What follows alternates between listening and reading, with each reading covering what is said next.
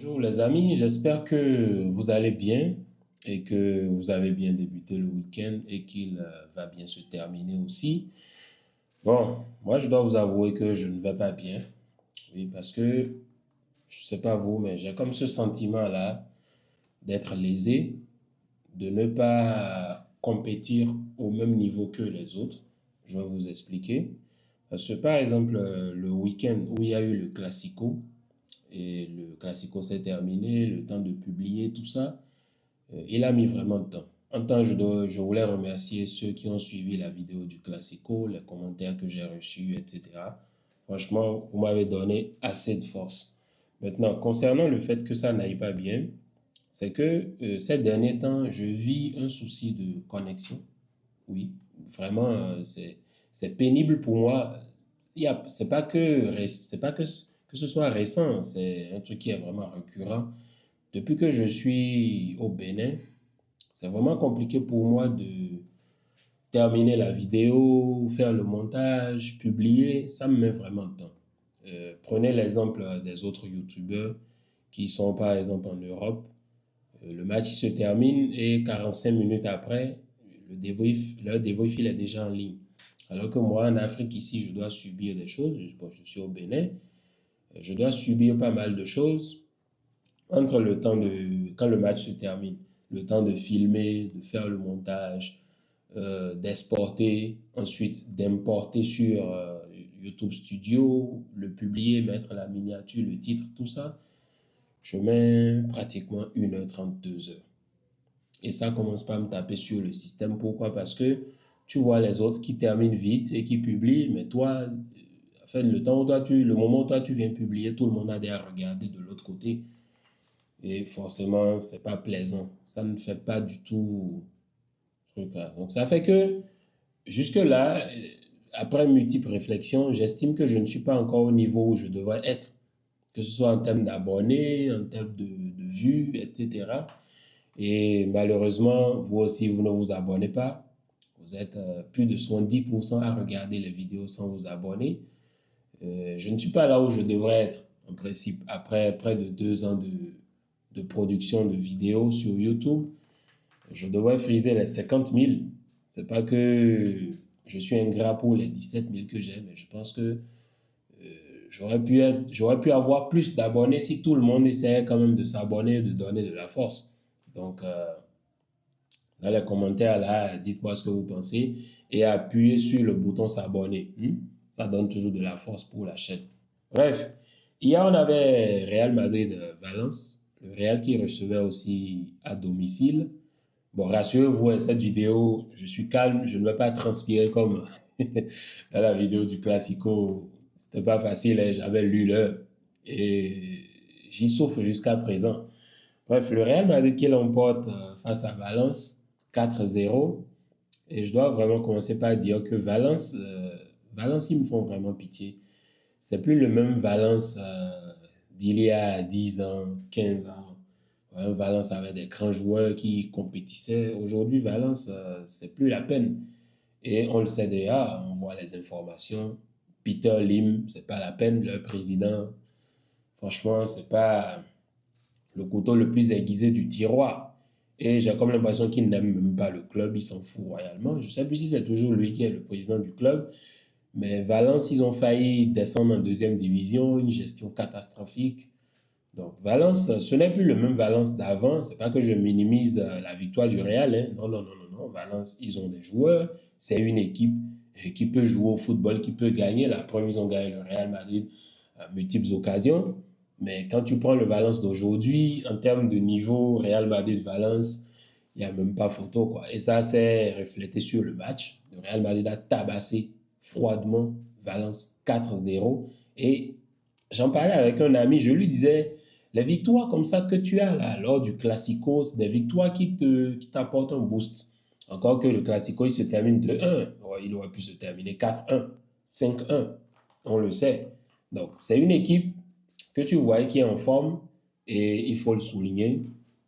Moi, je vois cette équipe du Real et c'est pas comme si j'avais pas à viser. J'avais à viser et je l'avais dit petit à petit quand ils vont commencer par s'insérer, par établir des automatismes, quand ils vont commencer par asseoir plusieurs choses, on va voir que c'est une équipe qui peut faire vraiment mal. Hmm. En parlant de l'animation offensive d'abord, regardez l'animation offensive. 4 buts. Donc, aujourd'hui, vous avez un Real qui, offensivement, que ce soit avec les individualités et le collectif, ils vont te tuer. Regardez par exemple sur le but de Mbappé, la séquence de jeu avant, une passe sexy, incroyable de Bellingham en profondeur pour Güler. Güler qui centre pour Mbappé. Mbappé qui n'a jusqu'à mettre le pied et marquer son but. Donc, ce genre d'action collective, c'est un truc qu'on ne retrouvait pas forcément la saison passée, surpassée. Parce que c'était plus de l'individualité. Ouais, un Vinicius qui, on n'achisse pas, il te met un but.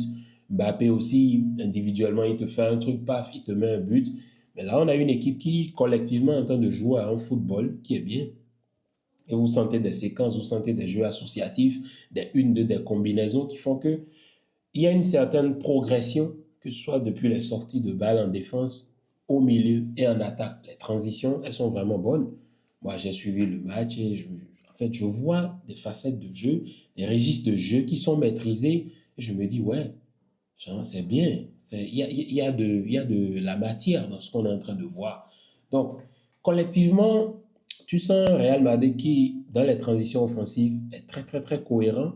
Vous voyez que ce soit au milieu de terrain. D'abord, le schéma tactique, on a vu les intentions claires de Xabi Alonso qui est parti sur un 4-3-3. Vous savez déjà ce dont je parle. Quand tu veux jouer en 4-3-3, Baston Tourno sera titulaire. Et quand tu veux jouer en 4-4-2, Baston Tourno ne sera pas titulaire. Donc tu auras Bellingham, tu auras Güler, tu auras Chouameni, tu auras Mbappé, tu auras Vinicius. Vinicius d'ailleurs, en passant un big up à Vinicius, bon, on a vu la réconciliation. Vinicius qui s'est réconcilié avec son coach. Bon, moi, c'est des trucs qui pour moi sont normaux. Hein. C'est normal parce qu'il faisait un bon match, il était inspiré, il faisait du sale. Et on le sort comme ça, mais c'était un changement tactique. Je pense que lui-même, il a compris après. Et aujourd'hui, de la continuité, même s'il rate son penalty, j'ai trouvé quand même que le penalty, il était un peu trop centré. Il aurait même pu la croiser, même s'il croisait trop et que ça ratait, on pouvait comprendre. Mais là, c'était un peu trop facile pour le portier. Vinicius qui fait un super match, franchement. Euh, il s'est mis dans la peau d'un Brésilien, là, il contrôle la tête, il descend la balle, il contrôle, tac, tac, les gestes techniques incroyables.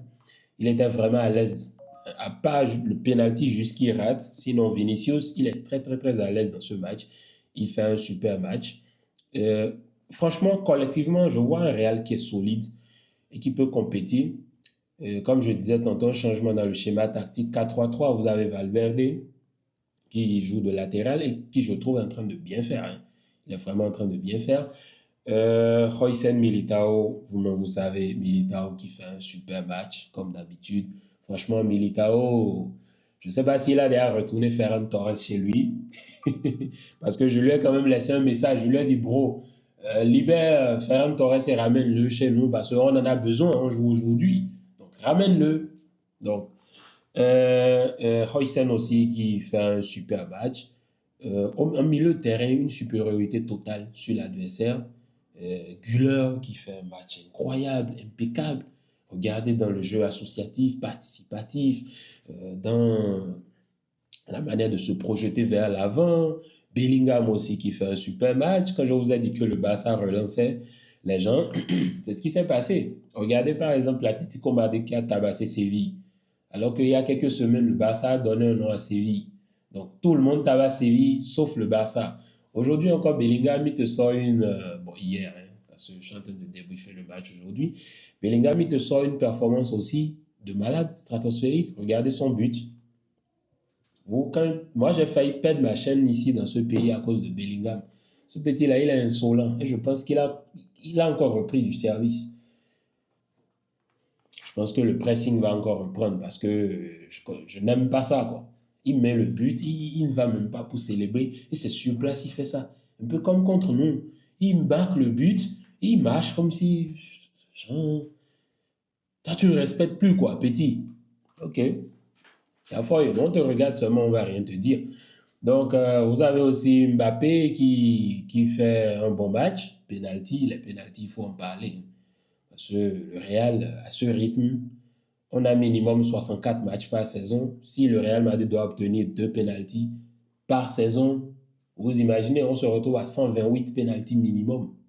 Quand même, c'est trop, quoi. Mais il faut avouer que c'est une équipe qui attaque beaucoup dans l'espace, qui attaque dans la surface de réparation.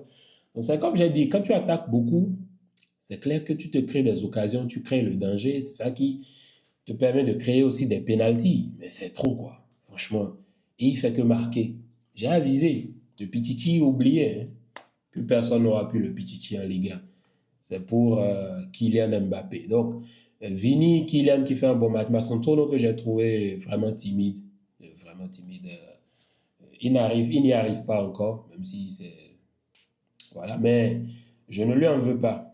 Je suis très sûr que petit à petit, ça va venir. Il est encore jeune, il a 18 ans. Souvent, on oublie que les jeunes de 18 ans, il ne faut pas leur mettre la pression. C'est parce que dans le football d'aujourd'hui, tout est précoce. Donc, on se dit, ah, il faut qu'il performe déjà d'entrée. Non, c'est pas possible. Donc, à part ça, mon coup de cœur dans ce match, j'ai laissé le meilleur pour la fin, c'est Carreras. Je sais pas, j'ai bien envie de dire que, voilà, je vous laisse le match de Carreras à votre appréciation. J'ai pas envie de parler. Parce que, combien de fois je vous ai déjà dit ici que Carreras, bref, c'est moi qui aurais raison. Parce que souvent, quand je parle des défenseurs, il y en a qui viennent me dire, oh, tout le temps, tu fais que faire allusion aux défenseurs, parce que tu aimes trop les défenseurs, parce que, ah, regardez le Zapatasso qui te met le but incroyable. Et ne pensez pas qu'il voulait centrer. Non, non, non, non. Il ne voulait pas centrer. L'intention était là, de frapper. Non, mais regardez le missile, incroyable, boum, et ça rentre dedans. Vous voulez que je dise quoi? Pour moi, c'est l'homme du match, même si c'est Kylian qui est homme du match après. Pour moi, c'est Carreras. Regardez dans les replis, dans les récupérations, dans les transitions défensives, à la perte de balle, comment il était. Le 1v1, il ne s'est pas fait manger, il ne s'est pas fait bouffer. Il te sort une performance XXL. Donc, aujourd'hui, tu veux que je dise quoi? Bref, un Real Madrid qui, collectivement, est sur une bonne voie, surtout après une victoire comme ça dans le Classico. Ça t'ouvre beaucoup de portes encore, hein, parce que dans l'esprit, dans l'animosité, dans la confiance que cela te génère, c'est ouf, c'est grandiose. C'est quelque chose d'important pour la suite, hein, en tout cas pour la première partie de saison, parce qu'il y a des échéances qui arrivent, il y a Liverpool qui arrive, il y a d'autres matchs qui arrivent. Donc, moi, je vois ces victoires-là comme vraiment importantes dans l'état d'esprit de l'équipe, parce que collectivement, on voit que ça roule bien. C'est hyper bon, c'est hyper cohérent offensivement, dans l'animation offensive, et c'est aussi hyper cohérent dans l'animation défensive. Donc, que ce soit dans les deux différentes transitions, offensive, défensive, c'est parfait, c'est cohérent, et il y a de la matière à exploiter. Individuellement aussi, c'est aussi bien, parce que individuellement, tu as des joueurs qui sont en train de performer, Bellingham qui revient au niveau, Mbappé qui est au niveau depuis le début de la saison, tu as même un latéral qui te met un but, tu as un Vinicius qui est bon, qui s'est récupéré petit à petit. Au milieu de terrain, tu as un Güler qui te fait un travail incroyable. Euh, Güler, comme je disais, Ancelotti qui n'avait pas confiance de mettre les jeunes, on met Güler et Xabi Alonso maintenant fait confiance à un jeune et le met sur le terrain et on est en train de voir les résultats. Donc en défense aussi, tu as une défense, une paire défensive qui est cohérente, qui est bien, qui est forte. Un Valverde aussi latéraux, Valverde qui n'est pas latéral de base, mais qui te fait aussi de super matchs. Carreras qui est solide depuis le début de la saison. Moi, franchement, ça me fait peur. Vraiment, ça me fait peur. Je la vois aller loin cette saison. Vraiment, hein, aller loin. Il y aura des matchs où ils ne vont pas dominer, ils ne seront pas bien, mais ils iront loin parce que tu sens quand même qu'il y a quelque chose qui est là. C'est un peu ça, les amis. Donc, en gros, c'est ce que j'avais à dire de ce match. Vous n'oubliez pas de me dire dans les commentaires vos tops, vos flops. Et puis voilà ce que vous avez pensé de ce match. Bon, moi, pour ma part, je sais vraiment pas, hein. Côté YouTube, comme je disais tantôt, parfois j'ai juste envie d'abandonner, quoi, parce que la compétition, elle n'est pas loyale. Mhm. Les autres, ils terminent, ils publient leur débrief. Toi, tu es là, tu mets, ça upload, ça met du temps. Je sais pas, c'est compliqué. C'est un truc que je suis en train de voir. Allez, les amis, c'était tout pour la vidéo. Bien de choses à vous et peace.